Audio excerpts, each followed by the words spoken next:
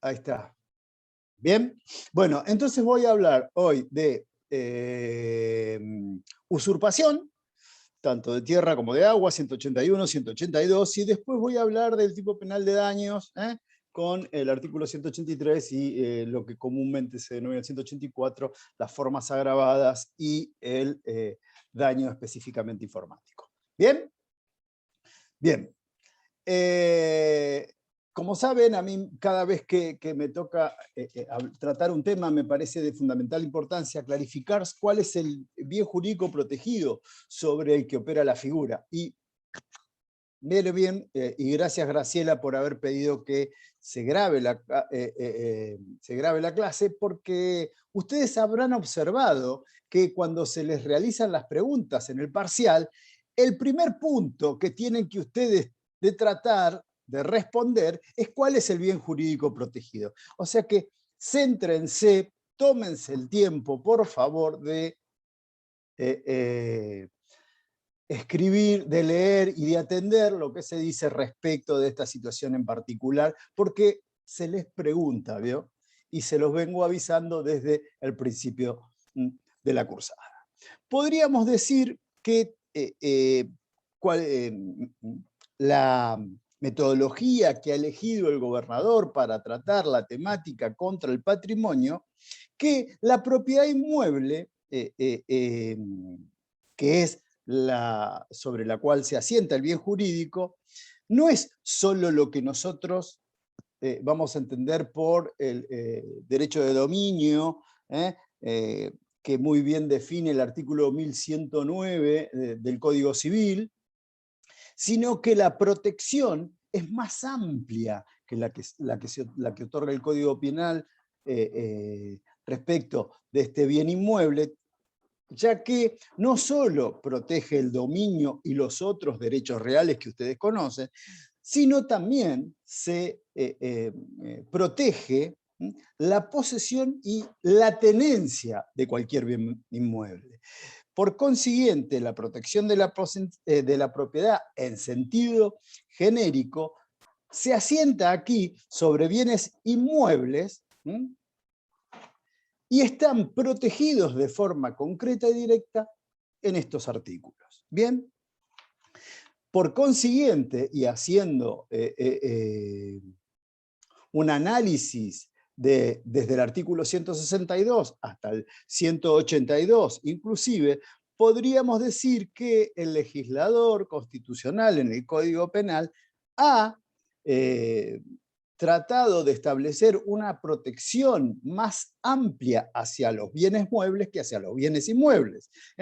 Tal vez algunos autores entienden, Dona, por ejemplo, que ello se debe a que los bienes muebles, al tener esa característica de movilidad, también tienen, por consiguiente, una característica de mayor facilidad respecto de la podríamos decir, desaparición de bienes, como así también una mayor facilidad perdón, respecto del ocultamiento.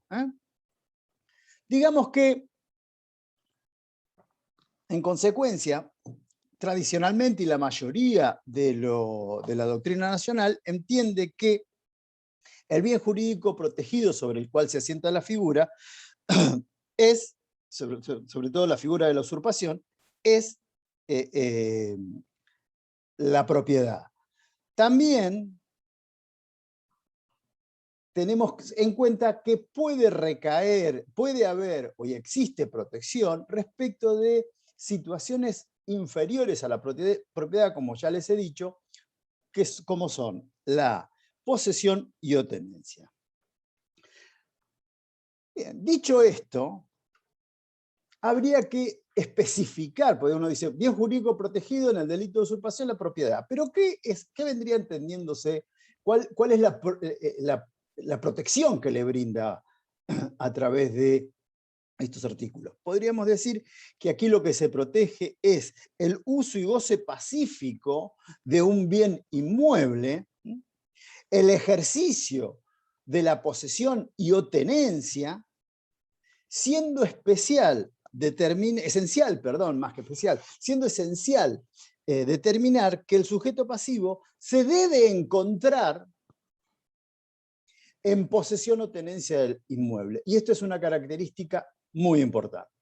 Acto seguido, vamos a dar lectura, no le voy a pedir a ustedes que, porque solo somos 5 las personas que voluntariamente han prendido la cámara. Voy a pasar a leerle yo, gracias Mónica, ¿cómo andás? Voy a pasar a dar yo lectura de cada uno de los artículos, así lo hago más rápido. Si la lectura es muy rápido, no entienden algo, no duden en detenerme y podemos ampliar algunas situaciones en particular. ¿Bien? Bien. 181. Será reprimido con prisión de 6 meses a 3 años. Inciso primero. Vamos a través de cada uno de los incisos ir dando algún tipo de referencia de estos problemas en particular. Inciso primero. El que por violencia, amenazas, engaños, abuso de confianza o clandestinidad despojare a otro, total o parcialmente, de la posesión o tenencia de un inmueble o del ejercicio de un derecho real constituido sobre él, sea que el despojo se produzca invadiendo el inmueble, manteniéndose en él o expulsando a sus ocupantes. Ese es el inciso primero. Es lo que comúnmente se denomina usurpación por despojo. ¿Bien? ¿Cuál es la acción de despojar? Podríamos ponernos de acuerdo, y de forma coloquial, que el despojo se materializa a través de privar. Hago un paréntesis. ¿Hay alguno de ustedes que haya rendido ya reales? Ah, bien, Graciela. ¿Alguien más? ¿No? Bueno, Graciela, vas a ser mi ayudante. ¿Está? No te rías, no te rías. Vas a ser mi ayudante si ves que me equivoco en algún término técnico que no he refrescado debidamente de derechos reales, vos me decís, no, doctor, eso ha pasado de moda, o cuando mucho podrás decirme, no lo entiendo de esta manera. Bueno, siguiendo, ¿en qué consiste la acción de quitar? Podríamos decir, de despojar. A ver, lo acabo de decir a través de un ejemplo, es quitar a alguien algo, privar. En el derecho de posesión decimos que despojar consiste en desposeer a otro de la posesión. ¿Voy bien, Graciela? Bien.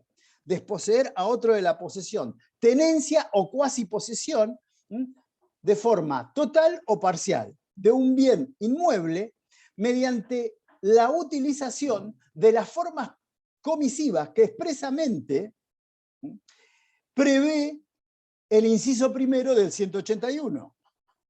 Esto quiere decir que el tipo penal, en el tipo objetivo estamos describiendo, requiere una doble exigencia, podríamos decirlo de esta manera. ¿Por qué? Porque de un primer momento, o si se quiere, por un lado, la acción consiste en llevar adelante, la acción que realiza el sujeto activo es la realización de alguna de las conductas específicamente previstas como medios comisivos por el inciso primero. Y de esta forma, o mediante estas acciones, lo que hace es despojar del inmueble al sujeto pasivo. Primera situación. La segunda situación, o por otro lado, una vez materializada esta actividad, lo que comienza a realizar el sujeto activo son lo que, no le voy a preguntar a Graciela porque se va a cohibir tal vez, comienza la realización ¿de qué? De actos posesorios, porque no es simplemente la de, como dice el tipo penal, mediante la clandestinidad, abuso de confianza, amenazas, lo que sea, desposeer. No, porque la acción no consiste pura y exclusivamente en quitar o desposeer. La acción consiste en quitar, desposeer, para luego comenzar a realizar actos posesorios. La doctrina... sí. ¿Es necesario entonces, sí o sí, que haya personas viviendo en el inmueble? A ver, personas que... nos tendríamos que poner de acuerdo qué me vas a decir por estar viviendo. O sea, es necesario que el inmueble, quien que dicho inmueble, que alguien, vamos a precisar técnicamente, que alguien sobre dicho inmueble se encuentre gozando al menos de la tenencia de ese inmueble. Al menos. O sea que no hay usurpación de un inmueble vacío. No habría, no habría posesión, no habría usurpación de un, por ejemplo, inmueble sobre el cual no hay una tenencia efectiva por parte de alguna persona. A ver, si yo tengo un inmueble que generalmente utilizo los fines de semana o lo utilizo de forma 15 días al año, obviamente ese inmueble también puede ser sujeto de usurpación. Por eso te digo, pongámonos de acuerdo a que debe estar habitado, si no es lógica y necesariamente, si lo entendemos de una manera literal, podríamos decirlo, tendría que estar o haber siempre alguien dentro de. ¿Entendés? Claro, por eso no técnicamente hay que precisar las situaciones. Bien. Bien. Como venía diciendo, la doctrina mayoritaria entiende que los medios comisivos son los específicos establecidos en la ley. Esto cuando habla de violencia, amenaza, engaño, abuso de confianza o clandestinidad. Me voy a detener para refrescar algunos conceptos, algunas, digamos, especificaciones respecto a estos modos comisivos. Cuando hablamos de violencia, ya saben ustedes, lo vieron cuando vieron el artículo, no lo vieron conmigo, pero lo vieron con algún compañero de la cátedra, cuando ustedes vieron, ¿se acuerdan el tipo penal del artículo 164? No me empiecen a preguntar si entra para este parcial, si ya entró, porque eso yo no les podría ayudar en esas situaciones en particular. Está por violencia, aquí lo que vamos a entender es la vis física, es cuando el sujeto activo despliega sobre la persona, sobre el sujeto pasivo, violencia vis compulsiva para vencer su resistencia. ¿Bien? Cuando hablo de amenazas, ustedes lo tienen que referenciar, vamos a utilizar un término que a ustedes les gusta ahora, linkear, ¿con qué tipo penal? A ver, amenazas, chicos. Díganme que ya lo vieron. Sí, gracias. Graciela, una vez, mi ayudante me acaba de certificar que ya lo vieron, artículo 149 bis. Bien, acuérdense, estudien con un código en la mano, vayan. Cuando hablo de engaño, para seguir con esta situación de referenciarse, les va a servir lo que ustedes vieron cuando vieron el tipo penal del artículo 172. Es toda aquella conducta tendiente a disimular la verdad dirigido a la víctima para que a través de este engaño pueda ser desposeída, despojada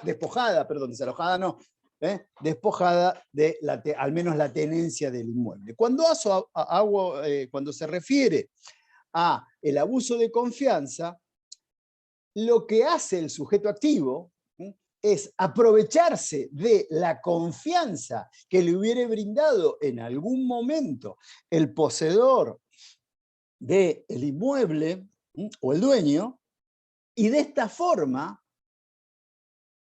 ahora se va a acordar Graciela porque en una época se estudiaba de forma muy profusa, lo que comienza a hacer el sujeto activo, por ejemplo, lo típico depositario, entrego una cosa, entrego un inmueble en depósito, y lo que hace el depositario es intervertir el título, cambia el título de la posesión de ser depositario para comenzar a realizar actos posesorios. Bien, cuando hablo de clandestinidad, y lo expreso de esta manera, no quiere decir que esto se haga de noche. Puede hacerse de noche, pero en realidad la clandestinidad se refiere a cuando el sujeto activo entra en posesión del inmueble de forma oculta, mediante la ausencia, ahí va para Matías esa duda, en ausencia del poseedor o cuasiposeedor. Creo que en una época, antes de la reforma del Código Civil, cuando se hablaba de clandestinidad, las normas, el comentario que se hacía abajo de los artículos, que se citaba la fuente, hablaban de que cuando se materializaba esta usurpación mediante clandestinidad a través de el ingreso mediante túneles y demás. Digamos, por último, para terminar con este primer inciso, podríamos decir que utiliza tres verbos típicos el tipo penal para exteriorizar la acción. Me habla de invadir, mantenerse y expulsar. Digamos que invadir, mantenerse y expulsar son las tres formas mediante las cuales el sujeto activo comienza a realizar esos actos posesorios. Invade quiere decir que ingresa. Algunos hablan que ingresa con o sin necesidad de expulsión de los ocupantes. Mantenerse es, por ejemplo, cuando se realiza la acción a través del abuso de confianza, esta interversión del título. Y expulsar consiste, podríamos referenciarlo, en cuando el sujeto activo, mediante amenazas o violencias, despoja. ¿Bien? ¿Se comprendió cómo opera la figura del inciso primero? Van a ver ustedes y van a observar ustedes que este inciso primero es la forma más común y o habitual de materializarse la usurpación. El inciso segundo del 181 Perdón nos dice... que lo interrumpa, profesor. ¿Podría explicar de nuevo el mantenerse? Ajá. ¿Qué es lo que no entendiste, Manteniéndose. Lucía? No, como que fue muy rápido, no lo llegué a escuchar. ¿A qué se refería cuando hablaba manteniéndose? Cuando yo te hablé de estas tres formas comisivas, que son las cuales utiliza el sujeto activo para empezar a realizar actos de posesión del inmueble, y yo te digo, se mantiene aquella persona, y para referenciarlo a través de los medios comisivos, yo lo, lo referencio con el abuso de confianza, toda vez que se mantiene quien previamente estaba en una situación diferente la que va a empezar a ocupar. Porque se mantiene alguien en algo cuando ya está en esa situación. Lo que pasa es que el sujeto activo estaba en esa situación con otro título. Por ejemplo, era depositario. Profesor, y mediante puede ser, el abuso de confianza, intervierte el título y comienza a realizar actos posesorios. Sí, Graciela. O un inquilino, por ejemplo. El inquilino. Claro, el caso típico del inquilino que realiza un acto, digamos, el mutuo de inquilinato, podríamos decir, el contrato de alquiler, deja de pagar el alquiler, no pago más y ahora yo soy el dueño. ¿Está? Sí, tal cual, perfecto. Pero, perdón, ¿ves que ahí también se da una situación de abuso de confianza? Que se materializó en un contrato diferente, alquiler.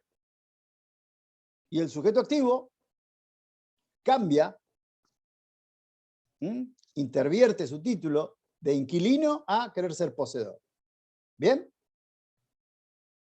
Bien, vamos al inciso segundo. El inciso segundo dice: el que para apoderarse en todo o en parte de un inmueble destruye o altera los términos o límites del mismo. Digamos que en este caso en particular, que se denomina usurpación por alteración de límites, lo que se hace es que se da una protección más amplia que el simple y mero despojo. ¿Por qué? Porque a través de la actividad del sujeto pasivo, en realidad lo que quiere hacer él mismo es una extensión de su dominio. Digamos que el tipo objetivo, o sea, la plataforma fáctica sobre la que opera la figura, habla de aquel que, mediante la destrucción o alteración, destruir lo que significa o lo que implica es la eliminación o inutilización total de la demarcación de un inmueble. En cambio, la alteración es cuando el sujeto activo lo modifica o cambia de lugar los límites existentes. Hago un paréntesis. Siempre para perjudicar al sujeto pasivo. No me miren así porque más de una vez se ha dado las situaciones que se alteran los límites y terminan siendo la demarcación igual o peor. ¿Bien? Profe, perdón. Sí, En dale. este caso estaríamos hablando de, por ejemplo, la destrucción de un muro lindero o medianero. Claro, una medianera. Claro. Sí, tal cual. Cuando, está bien, eso lo imaginamos hoy, ya no hay, por cierto, tantos digamos, porciones de tierra sin demarcación o límites. Pero imagínate aquellos lugares que son poco habitados y en los cuales el sujeto activo lo único que lo simple hace es los cables, los hilos o los mojones, que son unas estacas en las cuales se colocan para limitar la propiedad de uno y otro, las modifica en su beneficio. ¿Está? Por consiguiente, y esto se los digo para establecer y les va a servir como dato respecto del tipo objetivo, solo puede ser sujeto activo el ocupante, esto en relación a lo que nos decía Victoria, solo puede ser sujeto activo el ocupante del fundo lindante que se ve afectado. Solamente es él, porque es el que pierde territorio de su propiedad. ¿Bien? Bueno, y vamos al inciso tercero del artículo 181. Dice, el que con violencias o amenazas turbare la posesión o tenencia de un inmueble. Digamos que, Graciela, si yo le preguntara qué es la turbación de la posesión, la pondría en un brete, ¿no es cierto? ¿No? Bien. Bueno, ¿qué es? Turbación es cuando, por ejemplo, un vecino molesta de alguna manera y no me permite vivir tranquila en mi casa. Por ejemplo, golpea. Sí, otras turbaciones que pueden ser. Otras turbaciones, sí, también los olores, las igniciones, pero esas demás. son Pero esos son problemas las más derecho, grandes. ese es un problema de derecho privado. Yo quiero que precisemos respecto de lo que estamos viendo aquí. La que turbación es de la propiedad directamente. La turbación de la posesión o de la tenencia es aquel impedimento que se le ocasiona a una persona que tiene el uso y goce de ese inmueble. Siendo específicamente los únicos medios comisivos la violencia, tanto la física como la fuerza en las cosas, o las amenazas. Pero, específicamente, nosotros tenemos que desentrañar cuál es la acción. La acción es la turbación, y la turbación significa restringir, alterar, limitar la posesión y o tenencia del sujeto pasivo. Ejemplo de turbación de la posesión son los actos que realiza, por ejemplo, el propietario en perjuicio de su inquilino. Quiere que se vaya antes y comienza, en una época, ahora ya no, pero en una época, como estaba la luz, el gas, estoy hablando casi antaño, la luz, el gas y el teléfono, a los fines de que se vaya, les cortaba, no pagaba el servicio y les cortaban la luz y el gas, quieren que se vayan, espera que se vayan, ingresa con la llave y le saca todas sus pertenencias al pasillo y afuera para que se vaya y no resuelve la situación de falta de pago de alquileres y demás a través del juicio civil correspondiente y demás. Quiere decir que hasta, sobre todo en este inciso en particular, el sujeto activo de este tipo penal en particular puede llegar a ser el propietario del inmueble. Bien, respecto de la tipicidad subjetiva de los tres incisos, son, primero, desde el punto de vista de la clasificación de tipos penales, quedamos claro, no le quiero, ya voy media hora y hablé del primer artículo, queda claro que es un delito doloso de comisión, fíjense ustedes las formas de acción que prevén los tipos penales, como todo delito doloso de comisión admite la tentativa. Bueno, a ver, en el inciso primero se consuma cuando se invade, cuando se saca de la posesión a una persona y comienza a poseer a alguien que no tiene ese derecho. ¿Bien?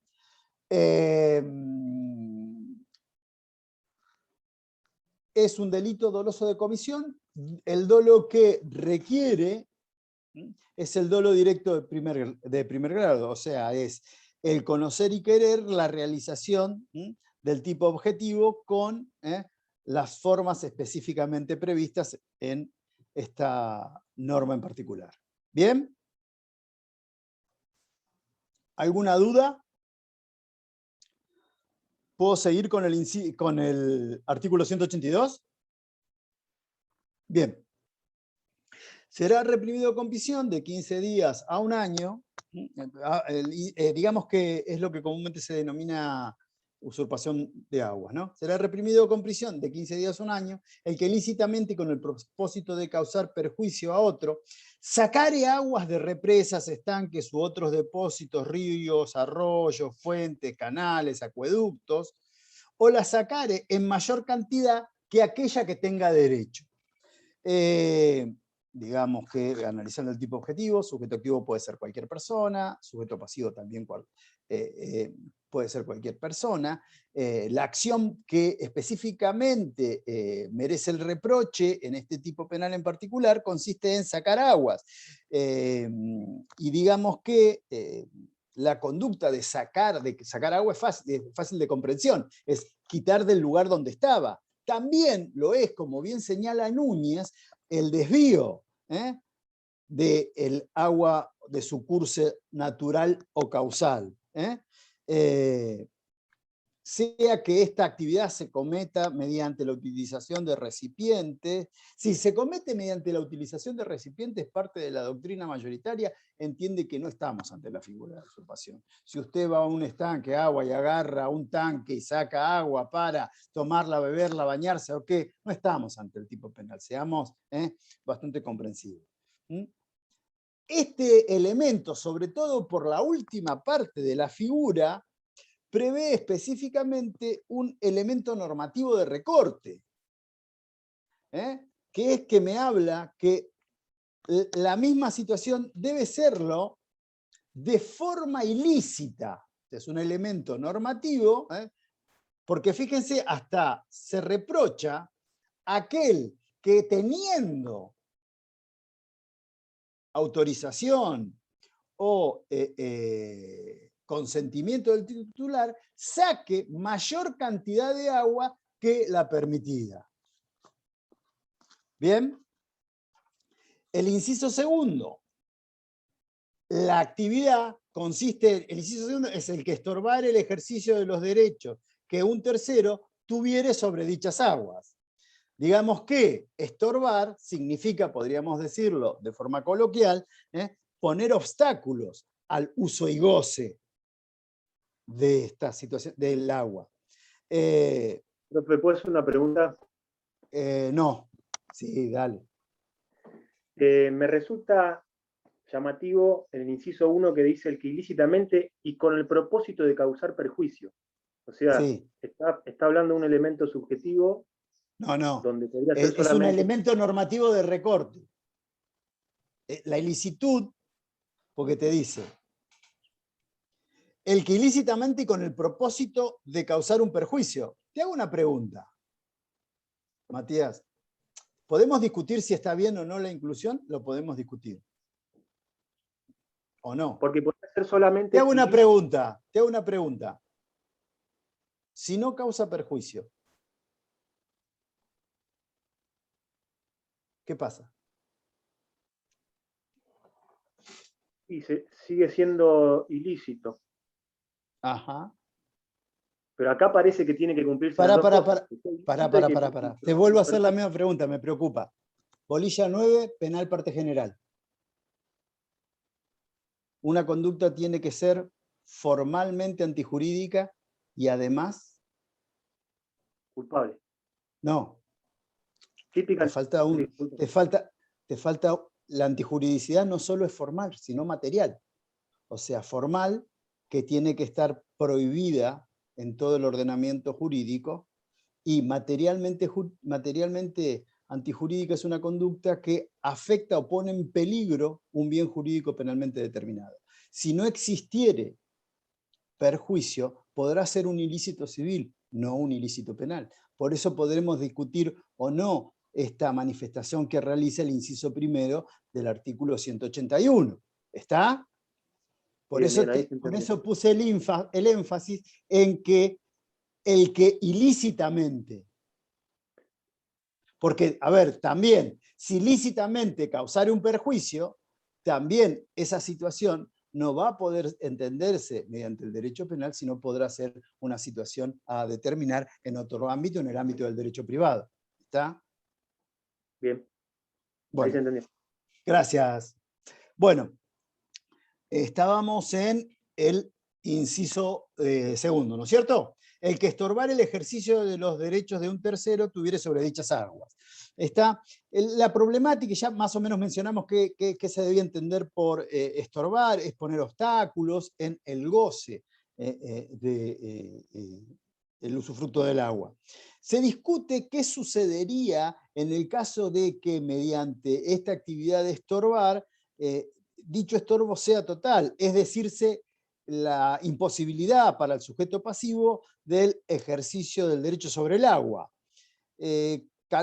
Me parece a mí que si nos encontramos ante un estorbo total, se desplaza la conducta al inciso primero del tipo penal del 182. Es un delito doloso.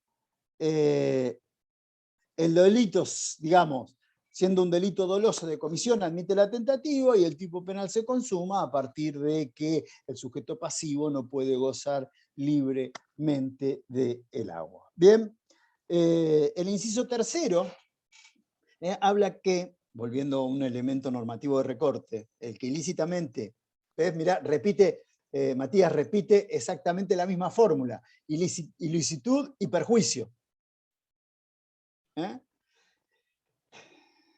A otro, represare, desviare, detuviere las aguas de los ríos, arroyos, canales o fuentes o usurpare un derecho cualquiera referente al curso sobre ella.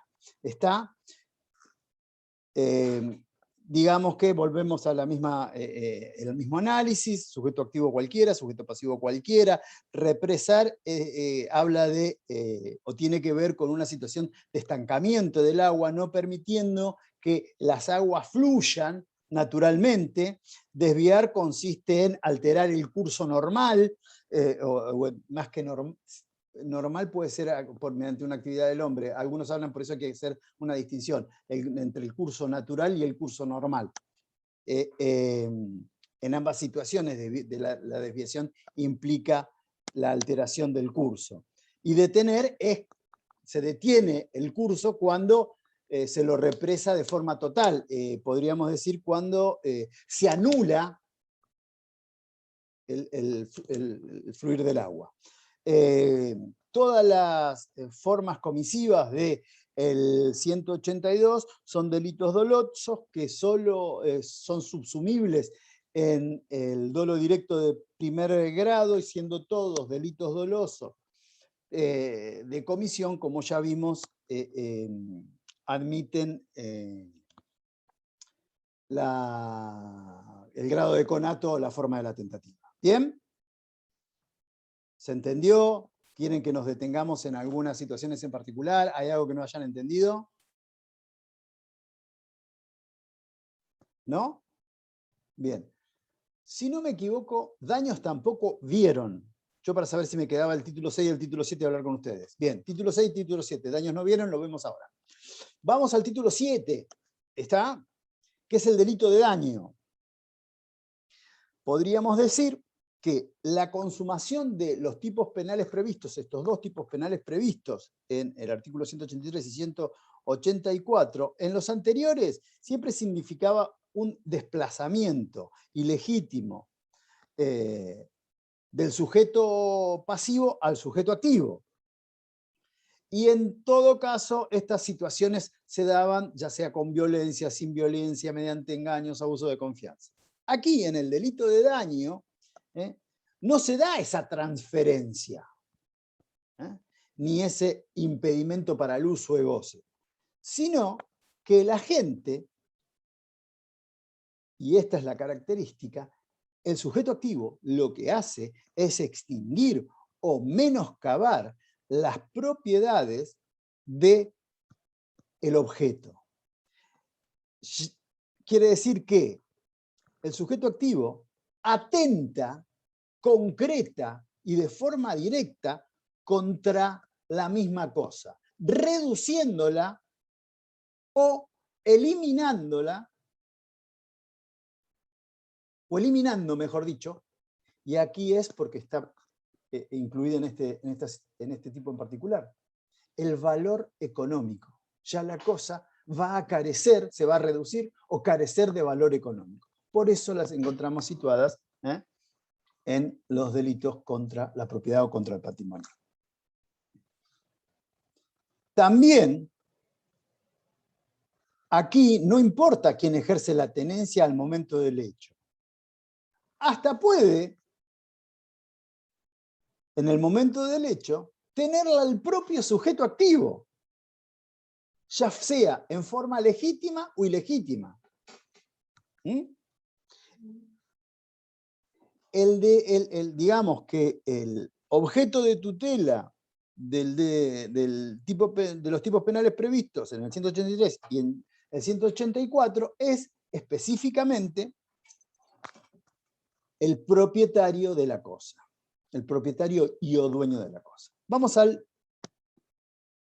no me gusta mencionarlo de esta manera, pero la mayoría lo entiende de esta forma, es al daño simple del 183, dice, será reprimido con prisión de 15 días a 1 año el que destruyere, inutilizare, hiciere desaparecer o de cualquier modo dañare una cosa mueble o inmueble o un animal total o parcialmente ajeno, siempre que el hecho no constituya otro delito más severamente penado.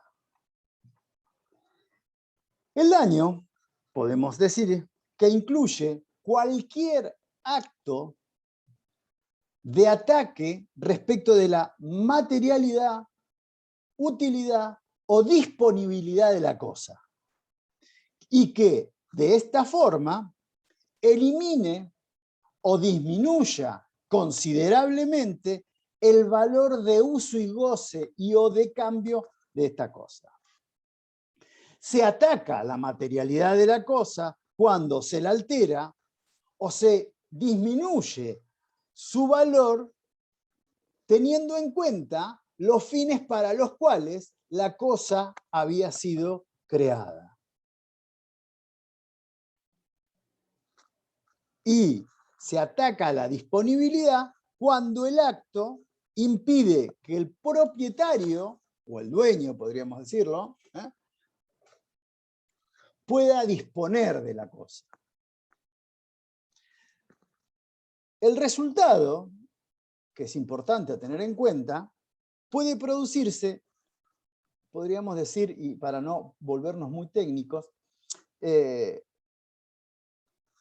sin disminuir la composición material,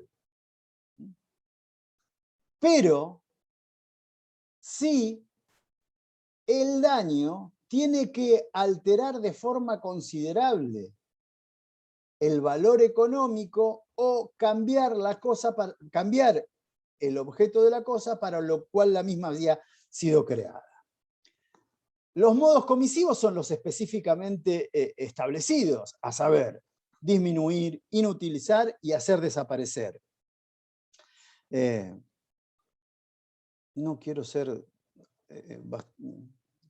digamos, no quiero explicar lo obvio, pero me parece que destruir quiere decir arruinar una cosa de forma total. Inutilizar también se realiza la actividad mediante, podríamos decir, la alteración de la naturaleza para lo cual fue creada. Y desaparecer no es un acto de magia, pero podríamos sacar la cosa de la esfera de custodia del sujeto pasivo o del propietario. El objeto de la acción pueden ser tanto los inmuebles como los muebles, e incluye también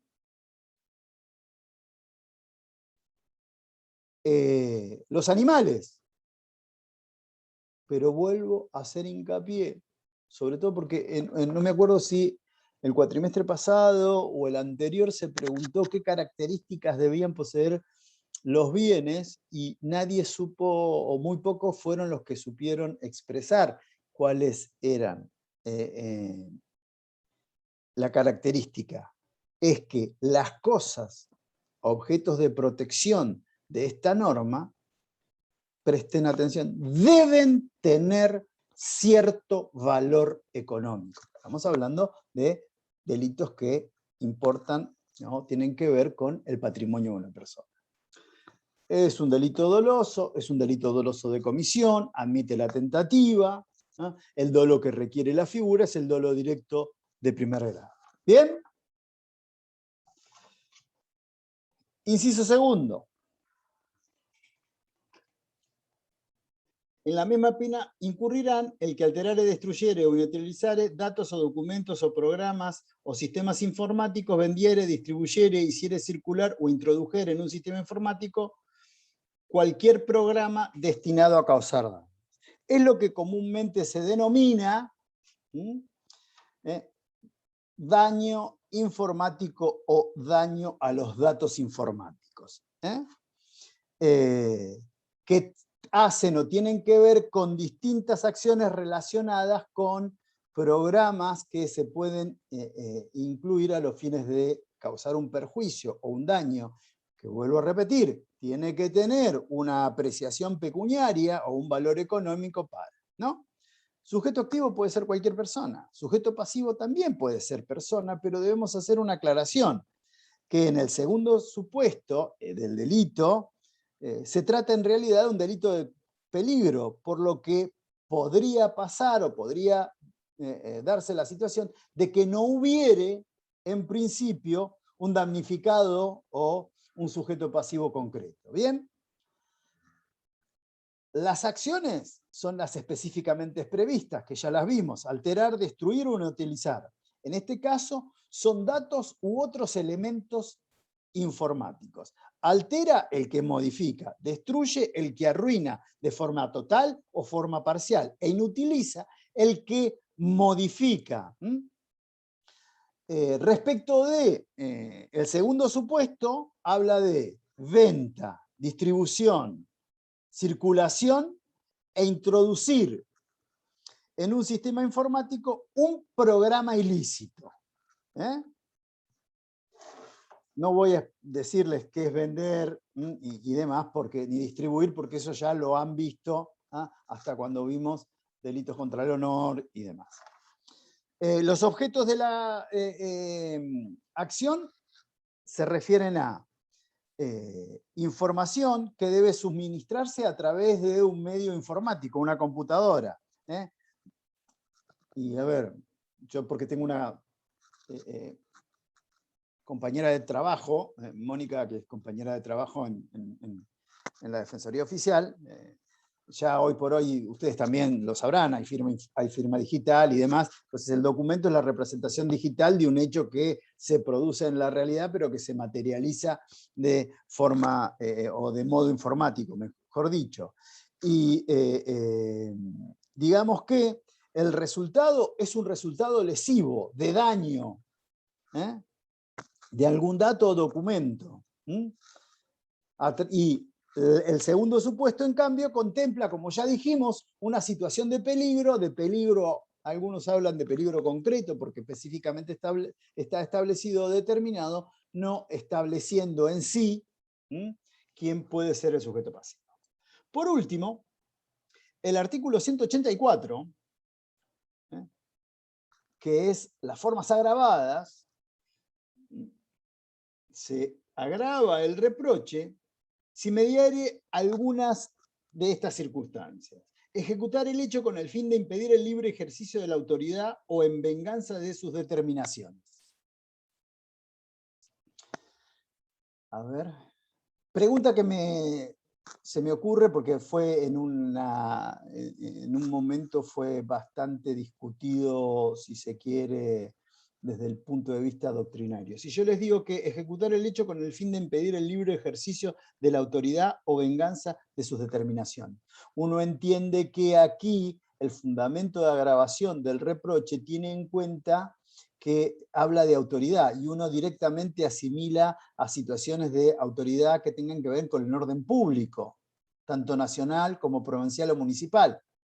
Y Matías dice que sí. Tengo una mala noticia para darte, Matías. En realidad, la doctrina hoy por hoy mayoritaria entiende que, si bien, para darte parte de la razón, si bien con la mayor frecuencia se dan en situaciones piramidales de jerarquía, estas, por la redacción del tipo, pueden darse tanto en el orden público como en el orden privado. No obstante lo cual, en la mayoría de las veces, se dan en el orden público. ¿Está? Pero acuérdense, Matías, calculo que estás escribiendo un manual o algo así como para editarle algunas circunstancias. Me hace recordar a mí cuando era mucho más joven. Está perfecto lo que estás haciendo. Tal cual, puede darse tanto en el orden privado como en el público. Producir infección o contagio en aves u otros animales domésticos. ¿Está? En realidad, cuando habla de producción del daño de una infección o contagio en aves u otros animales domésticos, se refiere a que el fundamento de elevación del reproche tiene que ver con el peligro que entraña la actividad del sujeto pasivo. Cometer el delito en despoblado y banda, ¿se acuerdan que cuando ustedes vieron el artículo 167, inciso segundo, cuando habla de despoblado y banda, tiene el fundamento de reproche, eso es uno doble. Es la desprotección en la cual se encuentra el sujeto pasivo cuando habla de despoblado, que se referencia o que tiene relación respecto a la posibilidad de pedir socorro, y cuando habla de banda, ¿no? Haciendo esta similitud con la asociación ilícita, circunstancia esta que no la voy a hablar, toda vez que ustedes ya la deben haber visto, vuelvo a hacer mención al 167, inciso segundo, habla de el mayor grado de no me gusta la palabra peligrosidad, pero el mayor grado de indefensión que se encuentra el sujeto pasivo respecto de aquellas situaciones que son cometidas por más de un sujeto activo. Bien, emplear sustancias venenosas o corrosivas, cuando ustedes hablaron de veneno, ustedes ya lo vieron, yo referencio para que tengan ustedes noción de todo lo que ya han visto cuando vieron el artículo 86 segundo, cuando hablaron del homicidio, ¿se acuerdan? Ejecutarlo en archivos, registros, bueno, habla de situaciones que tienen que ver con documentos públicos y esta situación que interesa al legislador constitucional brindarle una protección más efectiva y no encuentra mejor herramienta con elevar el reproche. Y ejecutarlo en sistemas informáticos destinados a la presentación de servicios de salud, comunicaciones o de provisión, transporte de energía o de medios de transporte u otros servicios públicos. Bien, obviamente, estas situaciones de agravación prevén una situación en cual el tipo subjetivo se encuentra, digamos, su correlación en un delito doloso de comisión, dolo directo de primer grado. ¿Bien? ¿Alguna duda respecto de estos 4 tipos penales que hemos visto en particular?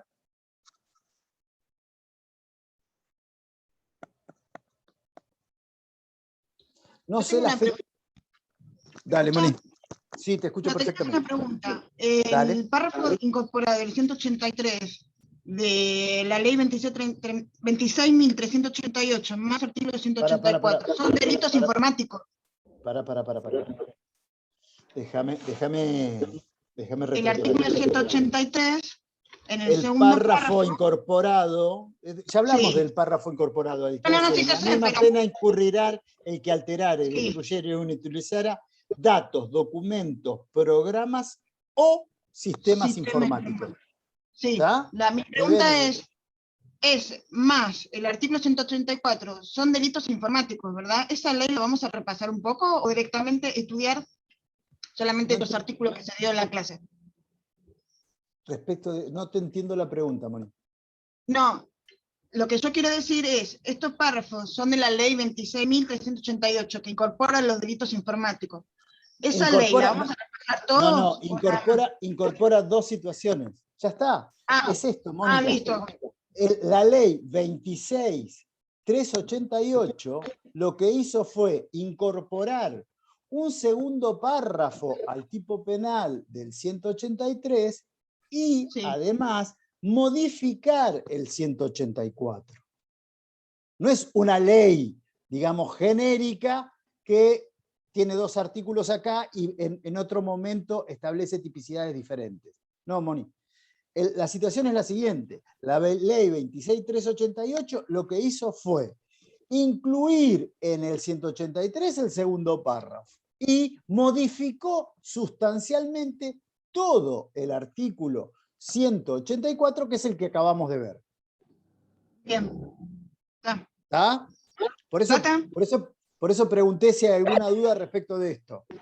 No es que haya diseminado como ley específica la ley 26.388 y que contenga otras situaciones.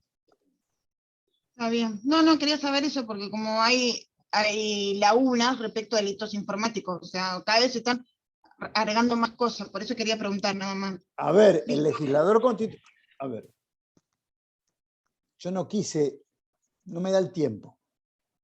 Y no los quiero marear con estas situaciones en particular, pero está bien, introdujiste una situación particular.